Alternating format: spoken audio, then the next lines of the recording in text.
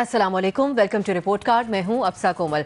वज़ीर आज़म पाकिस्तान इमरान खान और अमरीकी सदर डोनाल्ड ट्रंप के दरमियान टेलीफोनिक रब्ता हुआ है, जिसमें मकबूजा कश्मीर और खित्ते में अमन को लाहक खतरात पर तबादला ख्याल किया गया है। दूसरी जानिब गुज़श्ता रोज़ अक़वाम मुत्तहिदा की सलामती काउंसिल का मुशावरती इजलास भी हुआ, जिसमें 50 साल बाद मसला कश्मीर पर बात की गई। इस सब मामले पर वज़ीर ख़ारजा शाह महमूद कुरैशी ने प्रेस कॉन्फ्रेंस की। उन्होंने कहा कि पाकिस्तान ने भारत को चौंका दिया है। 5 दहाइयों बाद मसला कश्मीर को दुनिया के सबसे बड़े फोरम पर उठाया गया और इस दौरान अक़वाम मुत्तहिदा की करारदादों की अहमियत और सेक्रेटरी जनरल के क़याम का तस्करा हुआ, जो कि बहुत ही हौसला अफजा निशिस्त थी। अपनी बात को जारी रखते हुए शाह महमूद कुरैशी ने कहा कि भारत की भरपूर कोशिश के बाद सिक्योरिटी काउंसिल का इजलास मुनक्किद होना पाकिस्तान की कामयाबी है। एक तरफ मकबूजा कश्मीर की संगीन सूरत हाल और दूसरी जानिब पाकिस्तान की ये सिफारती कोशिशें, इनको सामने हमारा सवाल इस तरह से है।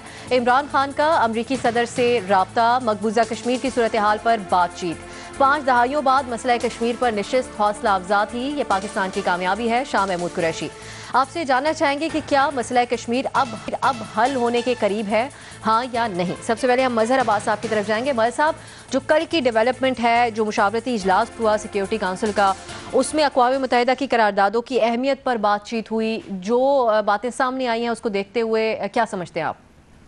नहीं, मेरा नहीं ख्याल कि इतना स्ट्रेट फॉरवर्ड जवाब कभी भी डिप्लोमेसी में इतना स्ट्रेट फॉरवर्ड जवाब हो सकता है। इतना पुराना, इतना पेचीदा मसला इतनी जल्दी हल नहीं होता। ये ज़रूर है कि आपके लिए ये एक हौसला अफजा बात है कि इजलास हुआ, ये हौसला अफजा बात है कि किसी मेंबर ने इस इजलास के मुनक्कद होने की मुखालफत नहीं की। ये हौसला अफजा बात है कि बड़े अरसे बाद 1965 या 64 के बाद ये इजलास हुआ और तमाम परमानेंट मेंबर्स और तमाम मेंबरान ने शिरकत की। देखिए, इसमें अहम चीज़ क्या है जो आपके लिए जो एक इनकरेजमेंट है, वो ये कि जो चाइना है, चाइना को जो इशू हो गया, जो इंडिया ने ये मूव किया है, उससे जो चाइना के टेरिटोरियल क्वेश्चन उठ गया है, उसकी वजह से ये इजलास मुनक्किद हुआ है। और ज़ाहिर है चाइना की ही रिक्वेस्ट है। ज़ाहिर है आपने चाइना से जाके परसू किया, चाइना ने उस चीज़ को आगे बढ़ाया, उसका अपना भी प्रॉब्लम था। और अगर आपको याद हो कि इंडियन फॉरेन मिनिस्टर ने सबसे पहले चाइना गए, उन्होंने फ़ौरन पाकिस्तान ने जब ये पोजीशन ली तो वो गए चाइना को जो है वो किसी तरीके से कन्विंस करने की कोशिश की, वो नाकाम हुए उसमें। तो चाइना का बड़ा इंपॉर्टेंट रोल है इसमें, लेकिन अभी कोई भी चीज़ सामने नहीं आई है खुलकर, माँ सिवाय इसके कि एक इजलास हुआ है। एक चाइना की तरफ से कोई यूएन एजेंसी की तरफ से एक बयान ज़रूर जारी हुआ है, लेकिन यूएन सिक्योरिटी काउंसिल का एज सच उसका कोई स्टेटमेंट नहीं आया उसके।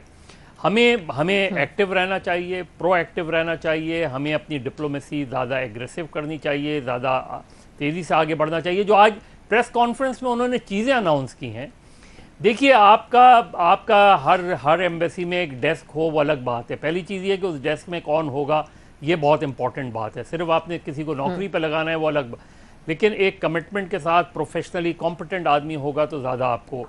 उसके अलावा आपका वैसे हर जगह एक प्रेस अटाची भी होता है, लेकिन आपका एक प्रॉपर मीडिया डेस्क होना चाहिए। उसकी वजह यह है कि दुनिया के जो मीडिया है उसमें जो कवरेज होती है, उसमें जो पाकिस्तान पर्सपेक्टिव होता है, वो उसकी रिस्पॉन्सिबिलिटी होनी चाहिए, उसकी पब्लिक रिलेशनिंग ऐसी होनी चाहिए कि आपका आज आप CNN की भी बात करें, BBC की भी बात करें, न्यूयॉर्क टाइम्स, वॉशिंगटन पोस्ट की भी बात करें, लेकिन शाह महमूद कुरैशी साहब से मेरी दरख्वास्त है कि पाकिस्तानी मीडिया को इंडियन मीडिया बनाने की बात ना करें। इंडियन मीडिया है ही नहीं, वो सिर्फ प्रोपेगेंडा है। पाकिस्तान का मीडिया वोकल है। आप पे अगर वो क्रिटिसाइज भी करता है तो उस क्रिटिसिज्म को लेना चाहिए, ये कहे बगैर कि कोई मीर जाफ़र है, कोई वो नहीं होता। कल आप BBC की मुखालफत कर रहे थे पाकिस्तान के हवाले से, उसने कोई रिपोर्ट दे दी थी, लेकिन इस इशू को, कश्मीर के इशू को और इस स्पेसिफिक इशू को बढ़ावा देने में जो है वो BBC का बड़ा हाथ है, इंटरनेशनल मीडिया का बड़ा हाथ। तो पाकिस्तानी मीडिया को आप जितना स्ट्रॉन्ग करेंगे उतना ही आपको फायदा होगा, लेकिन पाकिस्तानी मीडिया को इंडियन मीडिया बनने ना दें, क्योंकि इंडियन मीडिया में सिर्फ प्रोपेगेंडा होता है, स्पेकुलेशंस होती है, झूठ होता है। उस चीज़ को पाकिस्तानी मीडिया से कंपेयर ना करें प्लीज़।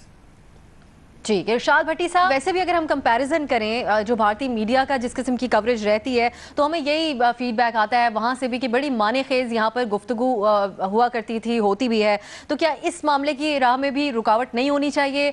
और दूसरा ये कि क्या अभी तो बहुत सी एफर्ट्स करनी है कश्मीर के मामले पे, डिप्लोमेटिक फ्रंट पे, तो अभी से इसको सेलिब्रेट करना क्या ठीक है आपके ख्याल में? आज कर्फ्यू का 12वां रोज़ ख़त्म हो गया, यानी ख़त्म होने को है। और मज़लूम कश्मीरियों की मुसीबतों में जो इजाफ़ा हुआ है या जो मुसीबतें हैं, राशन नहीं है, दवाइयाँ नहीं हैं, बीमार को अस्पताल ले जाना मसला है, मुर्दों को दफनाना एक मसला है। गुज़श्ता रोज़ एक कश्मीरी का वो मैं कहानी सुन रहा था, वो कह रहा था कि मैंने अपनी हामला बेगम जिसको जो मरने लगी थी तो उसको जान पर खेल कर जब मैं ले गया हॉस्पिटल तो रास्ते में 3 जगहों पर मुझे गोलियां लगते लगते बचीं और 18 जगहों पर मेरी तलाशी और तफ्तीश हुई। ये है मकबूजा कश्मीर, मोदी की जमहूरियत, लिबरल मोदी की इंतहा पसंदी, और ये है उनका इस वक्त पूरी जेल है एक। बिलाशुबा सलामती कौंसिल में मसला कश्मीर डिस्कस करने की अपनी अहमियत है और चीनी मंदूब का खुलकर कश्मीर पर इज़हार राय अपनी अहमियत है। कश्मीर तस्लीम शुदा तनाज़े है, खसूसी हैसियत ख़त्म करने से खित्ते में कशीदगी पैदा होगी।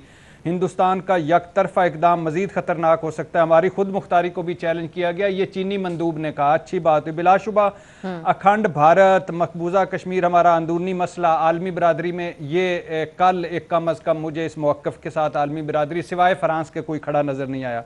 बिलाशुबा भारतीय वज़ीर जो राजनाथ का एटमी हमले में पहल करने का जो बयान था, उसने ये साबित कर दिया जो हम हर मर्तबा कहते थे और बड़े अरसे से कह रहे थे कि कश्मीर जोहरी फ्लैश पॉइंट है, इस पे कुछ भी हो सकता है।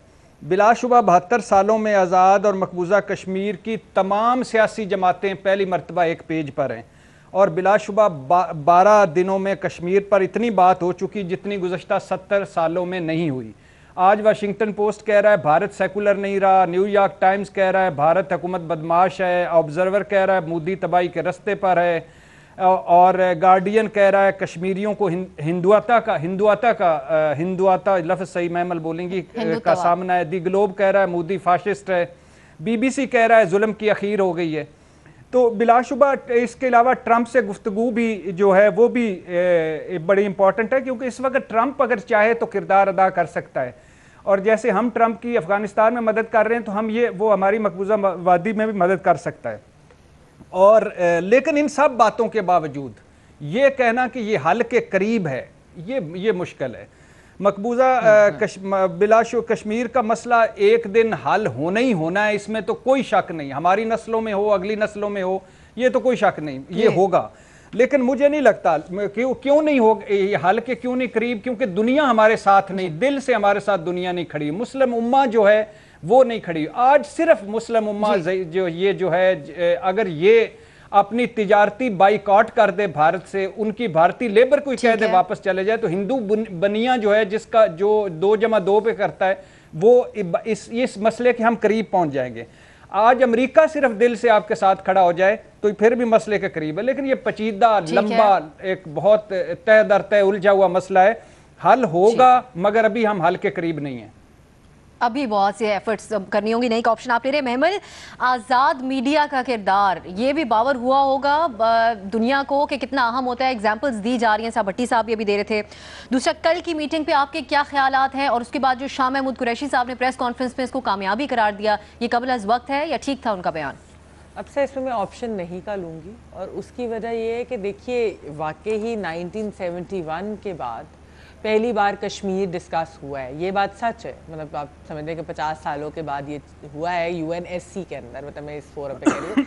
लेकिन पहली चीज़ तो ये थी कि वो कोई ओपन सेशन नहीं था, वो एक क्लोज डोर कंसल्टेशन थी, और वो चाइना के कहने पर हुई, वो हमारे खत की वजह से तो खैर नहीं हुई थी। तो अच्छा, और वो भी इसलिए क्योंकि चाइना का लद्दाख के ऊपर इंडिया के साथ टेरिटोरियल डिस्प्यूट है।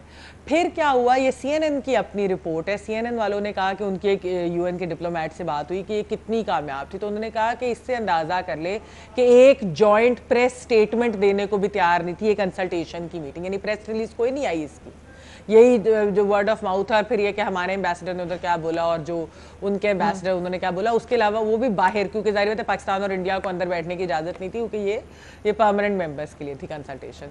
फिर दूसरी चीज़ ये हुई कि उसके अलावा, और उसकी वजह है उन्होंने कहा प्रेस रिलीज इसलिए नहीं क्योंकि उनको था कि उनको वर्डिंग जो स्टेटमेंट की होगी उससे मसला था, क्योंकि बहुत सारे ये मेंबर्स कह रहे थे कि ये एक बायलैटरल इशू है, ये दो ममालिक का इशू है, ये आपस में तय करे, इसमें सारों को कूदने की जरूरत नहीं। हालांकि यूनाइटेड नेशंस बना इसीलिए था कि वो दुनिया की पीस और सिक्योरिटी और उस चीज़ के ऊपर बात कर सके, लेकिन अनफॉर्चुनेटली यूनाइटेड नेशंस ने भी अपना कई इस तरह के इशूज़ के ऊपर अपना जो है ना मीनिंग खो दिया है उन्होंने। तो हमारी कोई खास सक्सेस नहीं हुई। ये शाहमूद कुरैशी साहब जो बात करें, जाहिर बात है हाइप तो देनी पड़ेगी, क्योंकि पाकिस्तान को कहीं से भी खातिर कामयाबी तो नहीं मिल रही अनफॉर्चुनेटली। अब आप कश्मीर पे आ जाए, देखिए असल मसला जो कश्मीर के, जो जिस तरह आपने इंडिपेंडेंट मीडिया की बात की, हमें भी बड़ा बुरा लगता है इंडिपेंडेंट मीडिया, हमें भी BBC बड़ा बुरा लगता है। हमारे मिनिस्टर भी कहते हैं कि भारत ब्रॉडकास्टिंग कॉर्पोरेशन है, जब उनको वो वाली रिपोर्ट्स पसंद नहीं आती जो वो पाकिस्तान के खिलाफ होती है, लेकिन जब वही BBC कश्मीर के अंदर वायलेशंस और एट्रोसिटीज की और जुल्म की और मजालिम की बात करता है तो हमें वो रिपोर्ट्स हम खुद कोट करते हैं। तब हम इजरायली पेपर्स को भी कोट करते हैं, हमारे वजीर आजम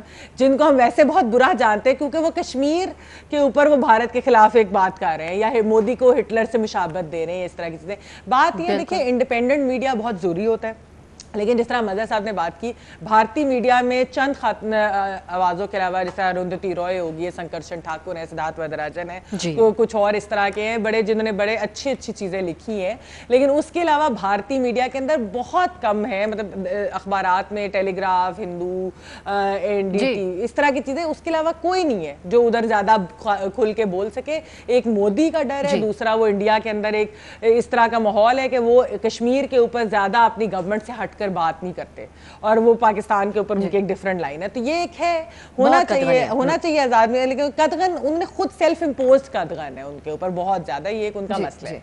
तो खैर एनीवे मेरे ख्याल में हमें कोई खास इस पे कामयाबी नहीं हुई और दुआ ही कर सकते हैं अब जब कर्फ्यू प्रॉपरली लिफ्ट होगा तो फिर देखते हैं कि कश्मीर के अंदर आइंदा दिनों में क्या सूरत है। अभी आपने ही कई ऑप्शन ठीक अभी मौजूदा सूरत हाल को देखते हुए न्याई साहब, आपके ख्याल में वैसे तो ये बात UNSC में होना अहमियत की हामिल है, पाकिस्तान अब फाइनली बहुत ज़्यादा सिफारती कोशिशें कर रहा है, राब्ते कर रहा है इस मामले के ऊपर, जो रैलियां निकाली गई दुनिया भर में वो भी कहा जा सकता है कि एक अहमियत की हामिल है, लेकिन ये इजहार जो शाह महमूद कुरैशी साहब कर रहे हैं कि एज इफ के कोई कामयाबी मिल गई है, ये आपके ख्याल में इसको आप कैसे देख रहे हैं?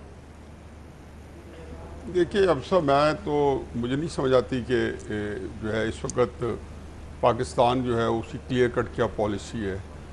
मेरे सामने कोई अभी तक, मैं आज भी कुछ दोस्तों को जो मुझसे बहुत सीनियर हैं, बड़े जहांदीदा हैं और बड़े ज़ीरक हैं, बहुत पढ़े लिखे हैं, उनकी बैन-अवी सूरत हाल पर और कश्मीर और पाकिस्तान के इन मामलों पर बहुत ही अमीक और गहरी नज़र है।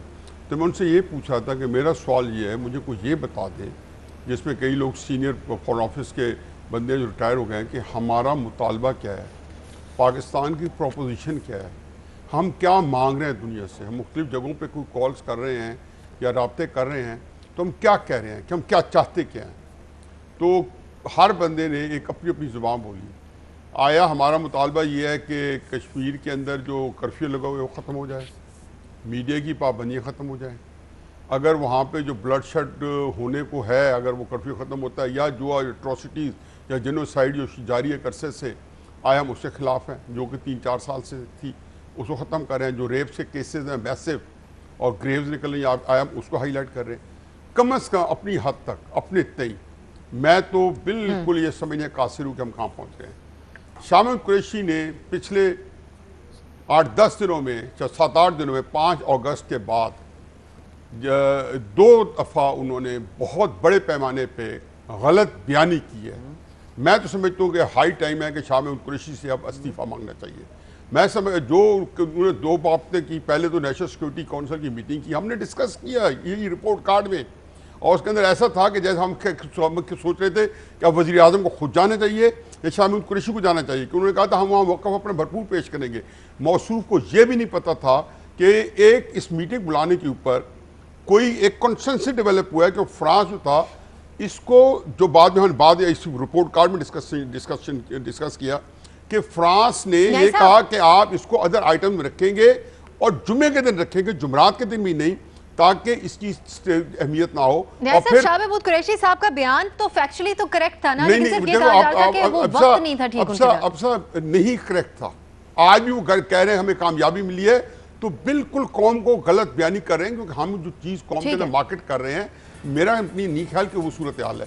इस वक्त सूरत हाल तो ये है कि हमारा कोई प्रोपोजिशन होती, हम उसके ऊपर तैयार करते। मसलन ट्रंप की से गुफ्तगू हुई तो जो उनका डिप्टी प्रेस सेक्रेटरी है होगन, क्या नाम है उनका, होगन गिडले ने जब कल प्रेसिडेंट और इमरान खान साहब की, ट्रंप की और इमरान खान साहब की गुफ्तगू बताई, तो उन्होंने कहा जी बड़ा बेनाइन तरीके से, देखिए कितना खूबसूरत स्टेटमेंट था, 3-4 उन्होंने लाइनें बताई। उन्होंने कहा जी कि ये मीटिंग थी, वज़ीर आज़म का जो कामयाब दौरा है, ये स्टार्ट कर रहे हैं वो कामयाब दौरा है, उसके फॉलोअप में जो है, यानी कि उस कामयाब दौरा फॉलोअप में रीजनल डेवलपमेंट से बात हुई। और फिर तीसरे नंबर पर उन्होंने कहा, अब से जरा सुन लेना प्लीज, आप ये बात मुकम्मल करने दें। तीसरे नंबर पर उन्होंने ये कहा कि जम्मू और कश्मीर के तनाज़र में इंडिया और पाकिस्तान में जो तनाव पैदा हुआ है, उसको कम करने के लिए दोनों मुल्क बाहमी तौर पर, यानी कि दोनों मुल्क बाहमी तौर पर आपस में तय करें, ना 370A ना 35A कि रिस्टोर होगा, 378 जो है रिस्टोर होगा। तो क्राइसिस हमारा ये है कि हमारे यहाँ पे इस वक्त एक बहुत बड़ा क्राइसिस। आज जब नेशनल सिक्योरिटी काउंसिल बैठी होगी तो यकीनन उन्होंने ये देखा होगा कि यूएन सिक्योरिटी काउंसिल ने हमें एक लिहाज से बारिंग चीन स्नैप किया, और फिर चीन के जो रिपोर्ट थी वो भी बड़ी ऐसी नहीं थी कि जिसमें उसने कोई हमें सपोर्ट किया। तो मैं समझता हूँ कि आज हम सफारती तौर पे अकेले भी हैं, कश्मीर का issue for the right reason the wrong reason discussion में आ रहा है, हम हमेशा होता रहे, क्यों हम कौम को गलत बयानी करते हैं। ये जरूर है कि 2016 से जब आत्महत्या हुई थी तो दुनिया में जुलूस निकल रहे थे वानी के खिलाफ, लंदन में निकल रहे थे, हमारे यहाँ पे नहीं था। बिल्कुल सामने आ गया। ठीक है, ब्रेक की तरफ जाना है मुझे। हमारे तमाम तज्ज़ियाकारों ने नहीं का ऑप्शन लिया है, लेकिन ये समझते हैं कि अक़वाम मुत्तहिदा की सलामती काउंसिल के मुशावरती इजलास में इस पर बात होना अहमियत का हामिल ज़रूर है, लेकिन अभी सिफारती तौर पर पाकिस्तान को बहुत ज़्यादा कोशिशें करनी होंगी। एक और मामला है, बिलावल भुट्टो का एक बयान है जिस पर बहुत ज़्यादा बहस हो रही है, गुफ्तगू करेंगे एक ब्रेक के बाद।